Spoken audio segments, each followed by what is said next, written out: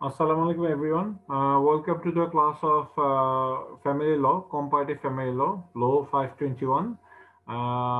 Yeah, in this course, we will learn about family law through comparative approach. We mainly go through law of Bangladesh, family law of Bangladesh, and the application in the court.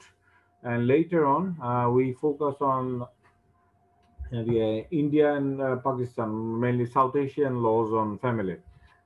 Okay, let's start.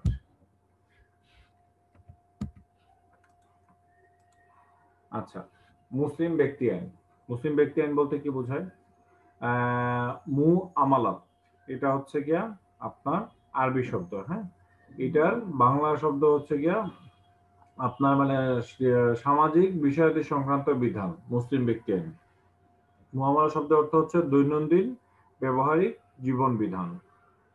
একজন মানুষের পারিবারিক, ব্যক্তিগত এবং সামাজিক জীবনে মানে যেসব বিধিবিধান আমরা মেনে চলি মেইনলি, সেগুলো হচ্ছে মুআমালাত অথবা কি বলে দৈনন্দিন ব্যবহারের জীবন বিধান।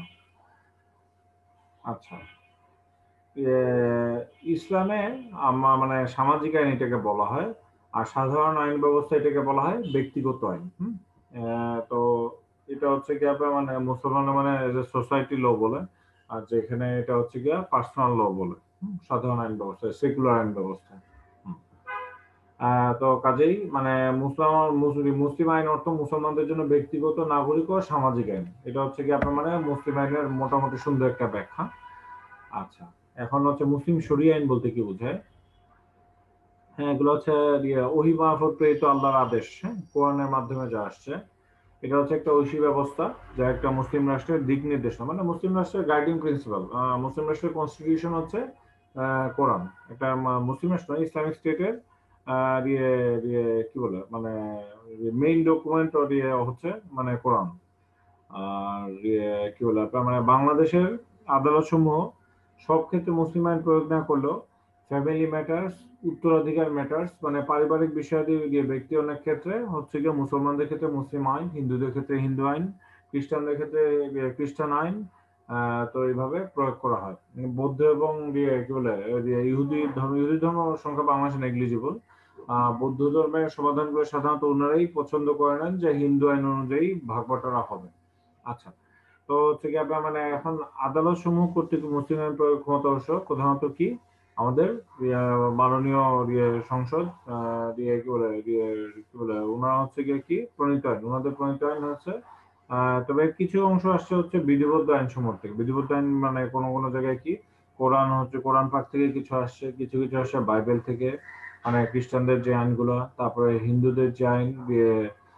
আচ্ছা তপন, হিন্দুদের মেইন ধর্মগ্রন্থ কি বলেন?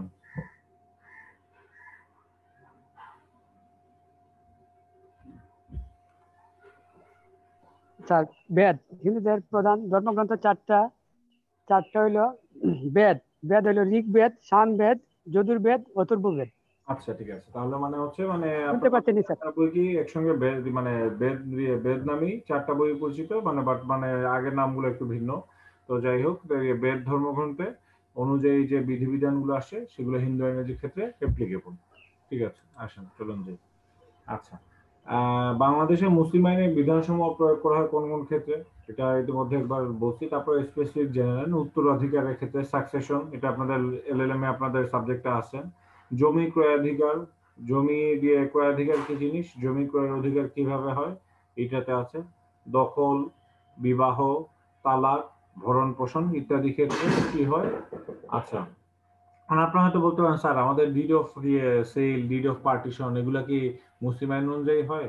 দেখেন, আপনারা যদি দলিল ইত্যাদি সিভিল যদি ভালোভাবে পড়ে থাকেন বা প্র্যাকটিসে থেকে থাকেন, আপনারা এওয়াজ বন্টনামা পাবেন। মানে কি একটা জায়নামাজের বিনিময়ে মানে কিছু কিছু আছে হেবা শব্দটাও দেখেন মুসলিম, হেবা দানপত্র মানে হচ্ছে গিয়ে কাউকে আপনি কোনো কিছু, আপনার বাবা আপনাকে একটা সম্পত্তি দিয়েছেন, জীবিত থাকা অবস্থায় হেবা করে দিয়ে দিলাম, মানে আপনাকে কোনো টাকা পয়সার বিনিময়ে।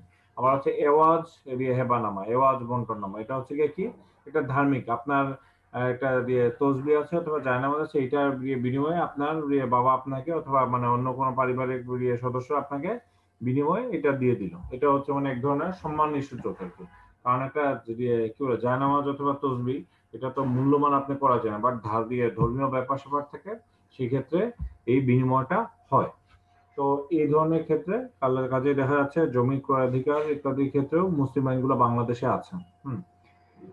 মুসলমান আইনশাস্ত্র সম্পর্কে ধারণা পেতে হলে মুসলমান সমাজের বিচারগত এবং প্রশাসনিক পদ্ধতির শরিয়া মানে এটা হচ্ছে কি আপনার মানে কার্যকারিতার বিশ্লেষণ প্রয়োজন। কারণ কোরআন কোরআন পাকে কিন্তু আইনগুলা খুব সংক্ষেপে বলে দিয়ে দিছে। কাজে এগুলা নিয়ে আপনার মানে বিস্তারিত ব্যাখ্যা বিশ্লেষণ করতে গেলে আপনার হাদিসে যাইতে হবে। তারপরে আপনার ইজমা এবং কিয়াস, হ্যাঁ, এগুলোতেও যদি আপনি মনে করেন যে আপনার সঙ্গে মিল পাচ্ছেন, সেক্ষেত্রে ওই জায়গা থেকে এক্সপ্লেনেশন দিতে হবে। না হলে আপনার মানে জ্ঞান বুদ্ধি মানে কোরআন হাদিসের আলোকে আপনার জ্ঞান বুদ্ধি ব্যবহার করে আপনার বিশ্লেষণগুলো করতে হবে। এই জিনিসগুলা আনফরচুনেটলি খুব কম করা হয় এবং মানে ইউনিটি খুবই কম। হচ্ছে কি এগুলোর জন্য উচিত ছিল ওআইসি এর থেকে আপনার মানে কোনো ধরনের মানে বোর্ড থাকা, যারা হচ্ছে এই আইনগুলো বিশ্লেষণ করে সুন্দরভাবে ব্যাখ্যা প্রদান করে। দুর্ভাগ্যজনকভাবে আমাদের মানে ইউনিটি খুবই কম। মানে যাকে বলা হয় মানে একত্রে কোনো সিদ্ধান্ত নেওয়া এটা হয় না। তো যাই হোক, এখন হচ্ছে গিয়ে কোথায় কোথায় এই ইসলামের সামাজিক আইন হিসেবে বিবেচিত, কোন কোন জায়গাগুলো ইসলামের কিছু কিছু আইন আছে সেগুলো হচ্ছে পেনাল কোডের মতো অপরাধের শাস্তি, কিছু কিছু হচ্ছে সামাজিক আইন, যেটা হচ্ছে গিয়ে মানে সেকুলার লতে মানে সাধারণ আইনে এগুলোকে বলা হয় ব্যক্তি আইন। তো ইসলামের সামাজিক আইন কোনগুলো কোনগুলো? বিবাহ সংক্রান্ত আইন, ভরণ পোষণ অভিভাবকত্ব সম্পর্কিত আইন, সম্পত্তি উত্তরাধিকার সংক্রান্ত আইন, ওয়াকফ এবং দাতব্য সংক্রান্ত আইন, অগ্র ক্রয়াধিকার আইন। ঠিক আছে, আমাদের সিলেবাস কভার করবে 1 এবং 2 নিয়ে। আচ্ছা, বিয়ে এবং বাংলাদেশের আইন। হ্যাঁ, সাবালের নাগরিকের বিয়ে করার পূর্ণ অধিকার আছে, এটা আপনারা সবাই জানেন। সর্বনিম্ন বয়স 21 এবং মেয়েদের বিয়ের সর্বনিম্ন বয়স 18 ধার্য করা হয়েছে। এর কম হলে বিয়ে হলে সেই বিয়েকে বাংলাদেশের আইন সমর্থন করেন না। এটা বাল্য বিয়ে হিসেবে বিবেচিত হবে। বাল্য বিবাহ প্রতিরোধ আইন 1929, সেখানে এই জাতীয় বিয়ে সংগঠিত তার বিরুদ্ধে মামলা করার এখতিয়ার দেওয়া হয়েছে। আচ্ছা, মুসলিম বিবাহ আইনে দিয়ে কি বলে আপনার মানে এছাড়া আরো কিছু কিছু আইন আছে। সেটা হচ্ছে কি 1969 সালে মুসলিম বিবাহ বিচ্ছেদ আইন, 61 সালে মুসলিম পারিবারিক আইন, 29 সালে বাল্য বিবাহ নিরোধ আইন, এটা ইতিমধ্যে বলেছি। 74 ও 75 সালে মুসলিম বিবাহ তালাক রেজিস্ট্রেশন আইন, 80 সালের যৌতুক নিয়ন্ত্রক আইন প্রভৃতি আইনের সমন্বিত নিয়মধারার অধীনে মুসলমান সমাজে আইনি এবং আনুষঙ্গিক কার্যক্রম সম্পাদিত হয়। তাহলে এই আইনগুলোর দ্বারা হচ্ছে গিয়া মানে বিবাহ ইত্যাদি এবং বিবাহ বিচ্ছেদ এই ধরনের ঘটনাগুলো বিবাহ সংগত ক্ষেত্রে এই নিয়মগুলো এই লগুলো ফলো করা হয়। আবার এখানে একটা কথা আছে, এই যে এইসব আইন এগুলো সবগুলো যে একদম ইসলামী শরিয়ার অক্ষর বাই অক্ষর না হচ্ছে এরকম না, কোনো কোনো ক্ষেত্রে হচ্ছে কি আপনার মানে দেখা যায় যে পুরোপুরি মিলে না, এই ধরনের ক্ষেত্রগুলো চলে আসে। আচ্ছা, মুসলিম আইন অনুযায়ী বিয়ে একটা ধর্মীয় দায়িত্ব না, এটা একটা দেওয়ানি চুক্তিও। এটা কিন্তু আপনার সবসময় মনে রাখবেন, বিয়ে হচ্ছে গিয়া আপনার আপনার লাইফের সবচেয়ে বড় একটা চুক্তি। হ্যাঁ, আমি শিওর তপন আপনাদের ব্যাপারেও আপনাদের 7 পাকে বাঁধা, তো আপনাদেরটা অনেক জি বড় স্যার, একটা জি স্যার, চুক্তি। হ্যাঁ, তো জি স্যার। মুসলমানদের যে একটা বড় একটা চুক্তি, আমাদের যে মোহরনামা, হ্যাঁ, কি কাবিননামা থাকে। কাবিননামাটা হচ্ছে কি এক ধরনের কন্ট্রাক্ট। আপনার জীবন একজনের জীবন একজনের জীবনের সঙ্গে একটা চুক্তি। কারণ দেখেন, এটা রক্তের কোনো সম্পর্ক না, বাবা মা ভাই বোন সন্তান কোনো কিছুই না, এরা সবাই হচ্ছে রক্ত সম্পর্কিত। কিন্তু আপনার স্বামী অথবা স্ত্রীর সঙ্গে আপনাদের সম্পর্ক হয় কিভাবে? একটা কাবিননামার, মুসলমানদের ক্ষেত্রে কাবিননামার মাধ্যমে। কাজেই এটা একটা বড় ধরনের চুক্তি। তো হচ্ছে গিয়ে এখন যেহেতু এটা চুক্তি, চুক্তির কিছু ব্যাপার থাকতে হয়। যেমন উভয় পক্ষের ন্যূনতম বয়স, পারস্পরিক সম্মতি, দেনমোহর থাকতে হয় এবং সুস্থ মস্তিষ্কের প্রাপ্তবয়স্ক 2 জন সাক্ষী মিনিমাম লাগবে। বিয়েতে 2 জন সাক্ষী লাগে। আচ্ছা, এখন হচ্ছে কি বলে বাধ্যতামূলক হচ্ছে কি এখানে একটু ডিটেইল বলা আছে যে বয়স লিমিট কি, 21 এবং 18, বরকনেকে সুস্থ মস্তিষ্ক হতে হবে। আচ্ছা, এটা নিয়ে কিন্তু আমি আপনাদের ভাইভাতে প্রশ্ন করতে পারি, আইনে কিছু কারেকশন আসছে, এটা কি এখন বর্তমানে 18 আছে না 16 আছে? এই জিনিসগুলো আপনাদের জানতে হবে। একটু রিসার্চ করবেন যে বাংলাদেশে আইন মতো বিয়ের বয়স কত, এটা নিয়ে নতুন একটা আইন আছে, এগুলো আপনাদের একটু রিসার্চ করতে হবে, বার করতে হবে। হ্যাঁ, তো হচ্ছে গিয়ে আবারও বলতেছি, মাস্টার্স হচ্ছে আপনার রিসার্চ বেসড গবেষণামূলক একটা কোর্স। আমাদের দেশে হচ্ছে মাস্টার্সে যেটা করা হয় আপনার মানে ট্রেডিশনাল, আপনার হচ্ছে মানে কি বলে এই প্রশ্ন এরকম অনার্স, ঠিক আছে, এই লেভেলে অনার্সে আসলে আনফরচুনেটলি এরকম করা উচিত না, বাট বাংলাদেশে আমাদের লিমিটেশন আছে। বাট মাস্টার্সে হচ্ছে আপনারা গবেষণা করবেন, যারা নেটে ঘাটাঘাটি করবেন, বই পুস্তক পড়বেন, পড়ে পড়ে উত্তরগুলো বাইর করবেন। টিচার কিন্তু আপনাকে মানে বেসিক লাইনটা ধরে দিবে, কিন্তু আপনাদের রিসার্চ করে প্রশ্ন উত্তরগুলো বার করতে গেলে তার মানে বলে আপনার মানে মাস্টার্সে আপনার মানে তার রেজাল্ট ততই ভালো আসে যে যত ভালোভাবে রিসার্চ করতে পারে। আর রিসার্চ যখন করবেন, আপনার গবেষণা যখন করবেন, খাতায় একটু লিখে রাখবেন যে কোন জায়গা থেকে, কোন ওয়েবসাইট থেকে, ওটা কোন বই থেকে নিয়ে রাখছেন। হ্যাঁ, তো ওইটা লিখে রাখলে আমি এক্সামিনার, আমি তো আপনার মানে সবকিছু জানি না, আপনারা যখন এই টাইটেল গুলো না দেন আমার ধরে নিতে হয় এটা হচ্ছে গিয়ে আপনার মানে বানায় দিচ্ছেন। তো হচ্ছে গিয়ে কাজেই আপনারা যখন যেখান থেকে জানিবেন, সোর্সের নামটা সাপোজ ওয়েবসাইট দিচ্ছেন, হ্যাঁ বিবিসি বাংলা, লিখে রাখতে হবে www.bbcbangla.com। এইভাবে আপনার যদি হাতে লিখে রিসার্চ করে অভ্যস্ত থাকেন কোনো আপত্তি নেই। যদি কম্পিউটার থেকেও কপি করেন, আর যদি বই থেকে নেন, বইয়ের নাম লিখবেন, রাইটারের নাম লিখবেন, কত পাতা থেকে নিছেন ওইটা লিখে দিয়ে দিবেন। তাহলে আমার জন্য রিসার্চ করাটা মানে উত্তরগুলো খুঁজে পাওয়া সম্ভব হয়। এটা হচ্ছে আপনাদের মানে গবেষণামূলক কাজ করলে এইভাবে কাজগুলো আগাইতে হবে। তো আশা করি আপনারাও এরকম করবেন সবাই। আচ্ছা, যাই হোক, আপনার মানে আসি এখন। তো আইনি নিবন্ধনের প্রয়োজন আছে। নিবন্ধন কি? রেজিস্ট্রেশন করতে হয়। রেজিস্ট্রেশন কে করে দেন? আমাদের কাজী অফিসে কাজগুলো করে দিয়ে দেন। আচ্ছা, পরে সিটি কর্পোরেশন থেকে আপনার সার্টিফিকেট তুলে নেন। আচ্ছা, যাই হোক, অথবা নারী ও পুরুষকে ইসলামী বিধান অনুযায়ী উভয় পক্ষে সাক্ষীর সামনে একজন উকিল কাজীর উপস্থিতিতে সম্মতি জানাইতে হয়। তো হচ্ছে গিয়ে কি বলে, দুজন সুস্থ মস্তিষ্কের প্রাপ্তবয়স্ক সাক্ষী উপস্থিত থাকা বাধ্যতামূলক। এটা দেখলেন, একজন পুরুষের সাক্ষ্য দুজন নারীর সাক্ষ্যের সমান নয়। কি বলে, একজন নারীকে বিয়ে করতে হলে দেনমোহর দেওয়া বাধ্যতামূলক। দেনমোহর দিতেই হবে, হোক এটা যতই অল্প হোক যতই বেশি হোক। আপনার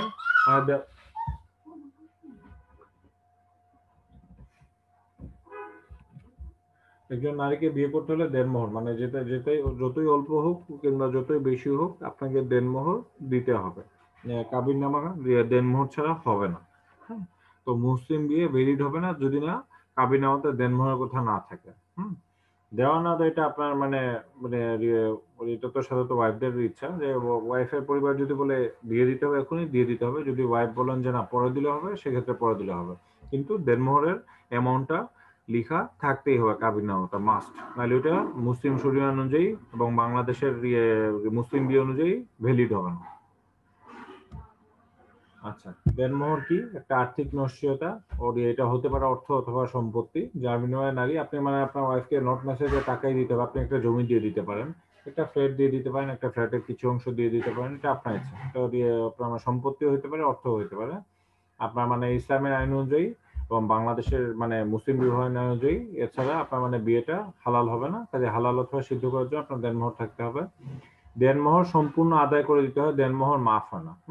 ইসলামের মানে এই কথাটা বলা আছে, দেনমোহর কিন্তু আদায় করে দিতে হয়, মাফ হয় না। বাংলাদেশে একটা কন্ট্রাডিকশন আছে যে বুক দিয়ে মাফ করে দাও, মাফ করে দাও, আমাদের দেশে এরকম শিক্ষা, মাফ করে দেন। আসলে এটা যদি মানে আমরা মুসলমানরা তো বিশ্বাস করি মৃত্যুর পরে আল্লাহর কাছে জবাব দিতে হবে, যদি আসলে মন থেকে মাফ না করে দেন এটার জন্য কিন্তু আপনার মানে শাস্তি পেতে হবে, দেনমোহর যদি মানে মাফ হয় না আসলে। আচ্ছা, ঠিক আছে। কারণ বিয়ের রেজিস্ট্রি হচ্ছে বাধ্যতামূলক এবং এই দায়িত্ব পুরুষের রেজিস্ট্রেশনের দায়িত্ব নিতে হবে। যদি এই দায়িত্ব অন্য হয়ে যায় তাহলে হচ্ছে গিয়া মানে বিনা আশ্রম কারাবাস মানে 2 বছরের জেল হয়, সর্বোচ্চ 2 বছরের, অথবা 3,000 টাকা জরিমানা অথবা অভয়দণ্ডে দণ্ডিত হবেন যদি রেজিস্ট্রেশন না করেন। তারপরে হচ্ছে গিয়ে কি, বিবাহিত নারী তার স্বামীর সেবা এবং আনুগত্য করবেন এবং বিবাহিত পুরুষ তার স্ত্রীর সম্পূর্ণ দেখভাল করবেন, যাবতীয় দায়িত্ব পালন করবেন এবং স্ত্রীর সুখ শান্তি নিশ্চিত করবেন। এগুলো হচ্ছে দায়িত্ব।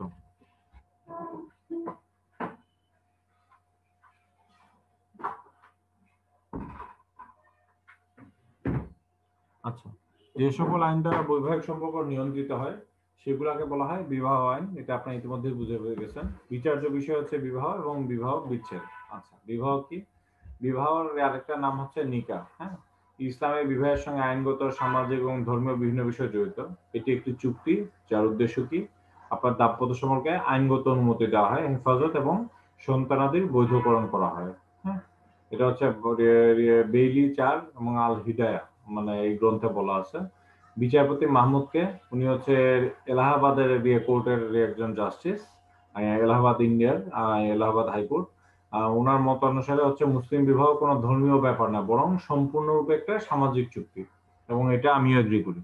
এটা এক ধরনের চুক্তি। না হলে হচ্ছে দেখেন আপনার মানে অন্য কোথাও মানে বাবা মা সম্পর্কে এগুলো কি আপনার লিখতে হয়, কিন্তু বিবাহের জন্য আপনার কাবিননামা করতে হয়। কাবিননামা কেন করতে হয়? কারণ এটা চুক্তি, লিখিত, সিগনেচার লাগে, চুক্তি সবকিছু এখানে উপস্থিত, দুইজন সাক্ষী লাগতেছে, দেন মোহর কনসিডারেশন লাগতেছে, তারপরে হচ্ছে দিয়ে কি বলে আপনার মানে শর্ত সমূহ থাকে ইত্যাদি সবকিছু। এটা মানে পারফেক্ট একটা চুক্তি সবসময় মনে করবেন। বিয়ে হচ্ছে একটা মানে কাবিননামা হচ্ছে মানে মানে সো পারফেক্ট, অনেক আগে এটা চিন্তা করেছে দেখেন। মানে দিয়ে কি বলে অন্য কোথাও মানে এত ডিটেলে বিয়ের ইদানিং আইন টাইন হয়েছে, বাট ইসলামে এই আইনটা কতশো বছর আগে করে দিয়ে গেছে যে না এটা লিখিত থাকতে হবে। মানে মানে চিন্তা করে দেখেন, তাহলে মানে ওই সময় কাগজ টাগজও কোনো কিছু ছিল না, বাট এটা লিখিত থাকতে হইতো। ওই আপনার মানে কিসে লিখতো, ওই আপনার মানে ওই দোয়াত কলমে কালিতে এই কাবিননামা করা হতো। চিন্তা করেন এই জিনিসটা হচ্ছে গিয়ে মানে কত আগে চুক্তি সিস্টেমটা করে দিয়ে দিছে। আচ্ছা যাই হোক, মুসলিম বিবাহে অপর্যায়ের শর্তাবলী হচ্ছে বিবাহের প্রস্তাব এবং সম্মতি, বৈবাহিক চুক্তি সম্পাদনের সামর্থ্য। আপনাদের যে আপনারা তো পড়ে আসছেন চুক্তির কি কি থাকে, এটা চুক্তির হচ্ছে গিয়ে কি অফার অ্যাকসেপ্টেন্স, মানে প্রস্তাব থাকতে হয়, এটা গ্রহণ করতে হয়, কনসিডারেশন মানে বিনিময় থাকে কিছু একটা, তারপরে হচ্ছে গিয়ে আপনার মানে লিগালিটি থাকতে হয়। তো এইখানে দেখেন প্রস্তাব এবং সম্মতি, দেখেন প্রস্তাব হচ্ছে অফার, সম্মতি হচ্ছে অ্যাকসেপ্টেন্স, চুক্তি সম্পাদনের সামর্থ্য, এই যে আমরা মানে সামর্থ্য আছে কিনা এটা কি দেনমোহর দিয়ে দিয়ে করা হয়, দুইজন সাক্ষী মানে উইটনেস থাকে, অভিনয় বৈঠকের প্রস্তাব মানে আলোচনা হবে, সম্মতি উচ্চারণ করা মানে এটা রেকর্ডেড ডকুমেন্ট, এটা রেকর্ডও করা হবে। এই দেখেন মানে কত সিস্টেমেটিক ওয়েতে করা হয়। এখন বিবাহের উদ্দেশ্য কি, আপনার মানে চারটা উদ্দেশ্য দেখতেছেন, যে আপনি মানে ভালো সুস্থ জীবনযাপন করবেন, পরিবার গঠন করবেন ইত্যাদি ইত্যাদি, নিজেকে হেফাজত করবেন এগুলো। তো হচ্ছে গিয়া কোন কোন ক্ষেত্রে বিবাহ নিষিদ্ধ, একজন মেয়ে মানে ইসলামিক আইন অনুযায়ী একজন মেয়ে একের অধিক বিয়ে করতে পারবেন না, তারপরে রক্ত সম্পর্কের কাউকে বিবাহ করতে পারবেন না, জ্ঞাতি সম্পর্ক কাউকে বিবাহ করতে পারবেন না, এটা ডিটেইল আসতেছে। পালক সম্পর্ক, হ্যাঁ অনেকে পালক পুত্র পালক কন্যা রেখে থাকেন, তাদের ক্ষেত্রে বিবাহ নিষিদ্ধ।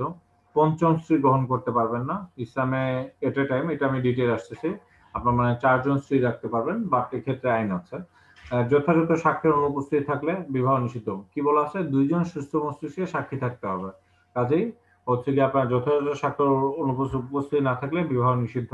ধর্মীয় পার্থক্য, তো হচ্ছে কি আর কি বলে তারপরে হচ্ছে কি অবৈধ মিলন, এগুলাও ক্ষেত্রে এসব বিবাহ নিষিদ্ধ। ইদ্যত পালনরত নারী, তবে কারো হাজবেন্ড মারা গেছেন, তাকে 4 মাস 10 দিন ইদ্যত পালন করতে হবে, এরপরে উনি পুনরায় বিয়ে করতে পারেন। এই যে 4 মাস 10 দিন এটাকে বলা হয় ইদ্যত পালন করা। আচ্ছা, এখন আসি ডিটেলে কার কার সঙ্গে বিবাহ নিষিদ্ধ। এখানে আপনার লিস্টগুলো দেখবেন, কারা কে কে আছেন না আছেন। কি বলে কি বলে ভাগিনী ভাতিজি, তারপর দুধ মাতা, পালক বোন, তারপরে দেখেন মানে যমজ বোন, এটা কিন্তু আপনার খেয়াল রাখবেন। যমজ দুই যমজ বোনকে আপনি বিয়ে করতে পারবেন না, বড় ছোট হলে ওকে ঠিক আছে, বাট ইসলামে যমজ বোনকে বিয়ে করা আপনার নিষেধ।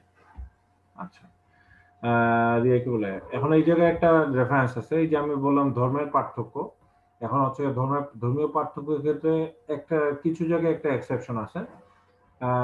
একজন মুসলমান পুরুষ কিতাবিয়া নারীকে, আহলে কিতাব বলতে কি বোঝায়, খ্রিস্টান অথবা ইহুদি, ওদের বিয়ে করতে পারেন, কিন্তু হচ্ছে গিয়া অন্য আর কোনো ধর্মের কাউকে বিয়ে করতে পারবেন না। অর্থাৎ খ্রিস্টান অথবা ইহুদি নারীকে একজন মুসলমান পুরুষ বিয়ে করতে পারেন, কিন্তু মুসলমান নারী কখনোই কোনো মুসলিম পুরুষকে মানে ইসলামী আইনে বিয়ে করতে পারেন না। এটার রেফারেন্সটা কি দেখেন, ডিএলআর এ ঢাকা ল রিপোর্টের রেফারেন্স আছে, তারপরে হচ্ছে কি আপনার বিএলডি তে এগুলো পাবেন। আপনারা কি এই রেফারেন্স গুলো দেখে কি কেস বার করতে পারবেন, এটা কি পারেন আপনারা? পারবো স্যার, পারবো স্যার। পারবো স্যার, পারবো স্যার। ঠিক আছে, তো হচ্ছে গিয়ে এই হচ্ছে কি আপনার মানে আইনটা দেখেন, এখানে কেস ল চলে আসে। আমি চাইবো আপনার রিসার্চে এইভাবে রেফারেন্স গুলো নিয়ে আসেন, এখানে এতগুলো দেওয়ার দরকার নেই। এটা মানে দেখেন কয়বার আসছে, আইসি তে আসছে। ডিএলআরটা হচ্ছে গিয়া বাংলাদেশের জন্য the most authentic reference. DLR দিয়ে আপনি হচ্ছে হাইকোর্টে কেসও লড়তে পারবেন, লোয়ার কোর্টেও লড়তে পারবেন। লোয়ার কোর্টে জানি আপনারা যারা প্র্যাকটিস করেন সিলেট লোয়ার কোর্টে, তারা ডিএলআর এর রেফারেন্স কি ইউজ করতে দেখছেন না আপনারাই ভালো বলতে পারবেন। দুইজন এখানে আছেন যারা কোর্টে প্র্যাকটিস করেন, যাই হোক শিক্ষানবিশ হিসেবে হোক, কিন্তু আপনারা জানেন। তো হচ্ছে কি আর বলতে পারবেন আমাকে যে কয় কিনা, বাট হাইকোর্টে ডিএলআর রেফারেন্স খুব ঘন ঘন ব্যবহার করা হয়। তো হচ্ছে কি ঢাকা ল রিপোর্ট। তো এইভাবে আপনার এক্সামে ডিএলআর এর রেফারেন্স দিয়ে যদি কথা বলতে পারেন, I would be very happy. But এর মানে এই না যে যারা দিয়ে দিবেন 100 তে 100 পেয়ে যাবেন, এরকম না। রিলেভেন্ট হইতে হবে, যদি অন্য কোনো নিউজ পেপার আর্টিকেল রেফারেন্স দেন সুন্দরভাবে বলতে পারেন, তাইলে ওকে গুড, কোনো অসুবিধা নেই। এরপরে আসেন মোহরের কথা। আপনারা বলতে পারেন স্যার বারবার কেন আসতেছেন, জিনিসগুলো এগুলো বারবার বলার এই কারণ যে আপনাদের মানে জিনিসগুলো একদম প্রপারলি আন্ডারস্ট্যান্ড করে যান, প্রপারলি বুঝে যান। আচ্ছা, আহ, এটা কি সম্মানের নির্দেশন স্বামী কর্তৃক প্রদত্ত সম্মানী। মোহর হচ্ছে বিবাহের সবচেয়ে গুরুত্বপূর্ণ শর্ত। আর স্বামী স্ত্রীর মানে যে ওনার স্বামী স্ত্রী হিসেবে যে বসবাস করতে পারবেন, এটাকে বৈধকরণের জন্য এটা মোহরানা দেওয়া হয়েছে। এখানে একটা গল্প আপনাকে বলি, আপনারা নিশ্চয়ই জানেন, আমরা মুসলমানরা বলি আমাদের আদি পিতা হচ্ছে আদম এবং আদি মাতা হচ্ছে হাওয়া। হুম? তো আদম আলাইহিসসালামকে কিন্তু ওনার বিয়েটা হয়েছিল বেহেশতে, বেহেশতেও কিন্তু ওনাকে মোহরানা দিতে হয়েছিল। তো উনি প্রথমে হাওয়াকে বলছেন যে না উনি যাইতে চান, আল্লাহ বলছেন খবরদার আদম, আহ, সে তোমার জন্য এখনো হালাল হয়নি, তুমি মোহরানা প্রদান করো, পরবর্তীতে তুমি তোমার স্ত্রীর কাছে যাইতে পারবা। তো হচ্ছে কি উনি মোহরানা দিছিলেন, যদিও এটা একটা প্রতীকী, কারণ হচ্ছে কি উনি তো মানে কাজ করে দেন না, ওনাকে বেহেশতে দিয়ে দেওয়া হয়েছে। তো প্রতীকী হলেও কিন্তু এটা কিন্তু মানে দিতে হয়েছে, এরপরে উনি বিয়ে করতে পারছেন। তো কাজেই আপনার মোহরানা হচ্ছে গিয়ে মানে একদম আদিম কাল থেকে চলে আসতেছে এই যে ইসলামিক আইনে। আর মোহরের পরিমাপ হচ্ছে স্বামীর আর্থিক সামর্থ্য এবং স্ত্রীর সামাজিক মর্যাদার ভিত্তিতে। এটা হচ্ছে মানে দুইজনের পরিবার ঠিক করে হচ্ছে কত মোহরানা হবে। কিন্তু দুর্ভাগ্যজনকভাবে বাংলাদেশে মানে ইসলামিক প্র্যাকটিসটা হয় না, বরঞ্চ কি বলে যৌতুকের ব্যাপারে আলাপ হচ্ছে না। এটা হচ্ছে খুবই খুবই দুঃখজনক ব্যাপার। আচ্ছা, যাই হোক, এগুলা কমতেছে আস্তে আস্তে, মানুষজন এগুলো বুঝতেছে, শুনতেছে। তো হচ্ছে এই জিনিসগুলো হচ্ছে মানে আপনার মানে মানে আশা করা যায় ঠিক হয়ে যাবে, আরো কয়েকটা বছর যাক, 10 বছর 20 বছর পর হয়তো থাকবে না। আচ্ছা, আহ মহানবী সাল্লাল্লাহু সাল্লাম বলেছেন মোহরের সর্বোত্তম পরিমাণ তাই যা সহজে পরিশোধ করা যায়। হ্যাঁ, তো এটা আপনার মনে রাখবেন। আবার মানে ভবিষ্যতে যদি আবার মোহরানা 50 লাখ হয়ে যায়, তাহলে কিন্তু ছেলেদের জন্য সমস্যা, পরে দেখা যাবে বিয়ে করতে করতে 50 বছর হয়ে গেছে। তো রসিকতা করে বললাম। যাই হোক, মানে এটা এই হাদিসটা এই জায়গায় মনে রাখতে হবে যে যে যার জন্য সহজ, যে যে হচ্ছে মানে একটা বিজনেসম্যান যে কোটি টাকার ব্যবসা দেখে সে, এবং একটা চাকরিজীবী, সাপোজ হচ্ছে গিয়ে যে কোনো একটা মানে লেকচারের ধরনের ইউনিভার্সিটি লেকচারার একদম জুনিয়র বসে, তার জন্য আর একটা ব্যবসায়ীর জন্য দুইটার মাপ তো আর সমান হবে না। আচ্ছা, তারপর হচ্ছে আপনার মানে এই জায়গা অনুযায়ী এটা হচ্ছে কি আপনার মানে এখানে একটা রেফারেন্স দিচ্ছি, হানাফি হানাফি আমরা জানেন তো, আমরা সবাই আমরা বাংলাদেশে হানাফি ইউজ করি। মোহরানার ন্যূনতম পরিমাণ 10 দিরহাম।